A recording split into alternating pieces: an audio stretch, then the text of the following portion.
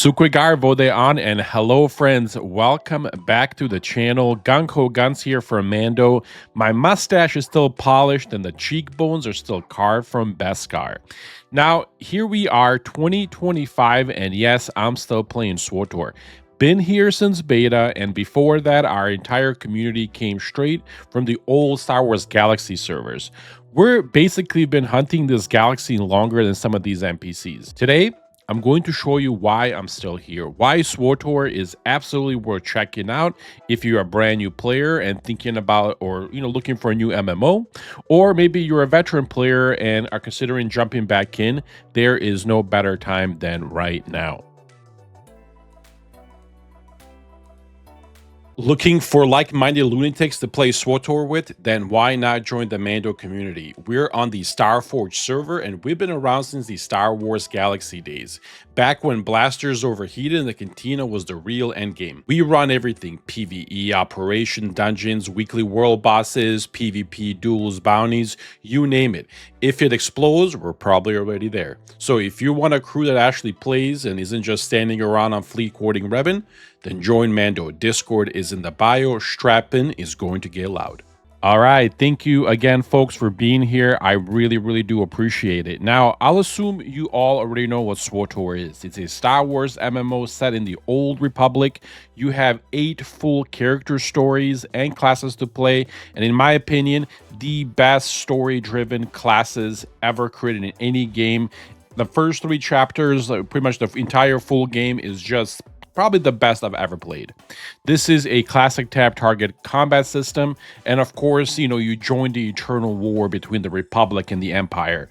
Again, Star Wars, if you will.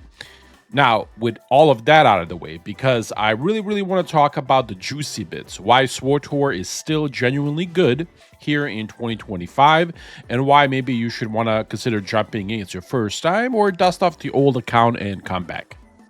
All right, and one of the main reasons is that the game is very much alive and healthy. I know that's shocking, right? In 2025, if your game or MMO is not World of Warcraft or Final Fantasy XIV, most of the other MMOs are ghost towns filled with bots selling crypto in general chat, but not here in SWTOR. On the NA server Starforge or the Dark Malgus in EU, the population during peak hours is medium to high, which basically means you're not standing around for hours praying that somebody's going to queue up for your Flashpoint. Both of these servers are popping off right now with new players, returning veterans, and the occasional weirdo that's just kind of there to talk smack in general chat. Here is the thing, guys. Most of the community in SWTOR are actually very helpful people. They'll answer your questions, carry you through dungeons, even explain some mechanical fights, in these raids, etc. Of course, there are those weird special creatures, as we call them, that crawl on fleet after 10 p.m. If you go there after 10, it is what it is, right? If you want to be in danger, go ahead and enjoy that. But most of the people are very welcoming and very nice in SWTOR as well. The second reason, and honestly one of the best times to come back to SWTOR, is right now. There is a subscriber event that just started yesterday, September 9th, and it runs all the way until December 9th of 2025. Here is how it works. If you are a subbed player, you get a shiny little token every 4 days when you log in. That's it. No farming, no crazy RNG stuff, okay? You just need to be subscribed to the game, and every 4 days you're going to get this token. You show up, grab your token and log in, and head to this vendor right here, the crazy guy with the goggles. Now, he is located right over here between the combat section and the crew section, the stronghold crew section, right in this hallway on fleet. As you see, he is right here. Let me zoom out a little bit so you guys can see him. He is really cool. What he actually sells for, as you see right here, he is going to sell you 340 or 340 endgame gear. Now, here's why this is a big deal, and especially for me, again, in my opinion. I love PvP. I also love competition in PvE as well. I love, theory crafting, being the top DPS, best tank healer, whatever, right? I like competition. Okay, but let's be honest, there is a massive difference between a fully gear endgame player and a brand new player who's rocking, blues in 336 or 338 or even 340, but is not full 344. Personally, okay, personally, I like fair fights. I like everybody to be on cool footing. That way, at the end, it's all skill that matters. If we both have the same gear and I still beat you by 4,000 DPS, that's a really big win for me. That's just me. That's how I like to play it. On the other side, for those players that are brand new or those players that don't have endgame gear, I should say, this is the perfect opportunity for you to come back. And as you see, for 2 tokens, you'll be able to buy a full 340 set for your character, and you just got to upgrade it to 344. Easy peasy, right? But you can end up with the endgame gear right off the bat. But that's not the only thing that he sells. As you see, we have a really cool little customization for the security droid. I thought that was pretty cool. We have another one, the golden one. They have the class mission experience overchargers, a really cool little event. 40% gain on class missions for 2 hours. This is really cool. I really like this. On top of that, we have some really cool, oh, that's a really nice one. Some really cool emotes. I like the look at that one. What is this? I've seen that one before, I think. Oh my god. Yeah, these emotes are fine. I am definitely buying the point and laugh because this is a best in PvP. I am 100% gonna get this. What's scare? Oh my god. Yes. Okay. Anyway, as you see, there is tons of different things that are pretty much for sale for you to kind of be able to come in and get whatever you want.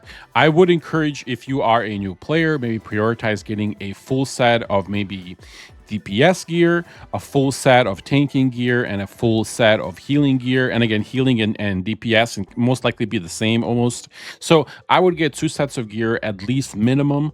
That way you can set yourself for the future of SWTOR. But again, really good time to come back and take full advantage of this. The next thing I want to talk about, or reason 3, if you will, I think we're in 3, is the group activity in SWTOR. Now, again, I play MMOs because I like to play with people. I like to play with my community, with my guild, and things like that. If I wanted to play by myself, I would go play like not an MMO game. Just saying, there are those days when I wake up and I'm like, hey man, I just don't want to talk to anybody. I just want to do some dailies or whatever. The solo option, by the way, in our activity or solo activities is huge. So, some days maybe you wake up and you're like, man, I just want to for a couple hours just chill and do some dailies and not mess with nobody. This thing is still the same as it was before. It has tons and tons of stuff for you to do by yourself, and it'll quickly travel you there where you can enjoy that.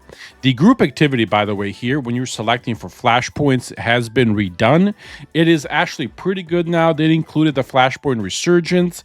Is going to bolster a bunch of people to that appropriate level. That means you can do a lot of these, veteran dungeons, and I think there's like 40 of them or something.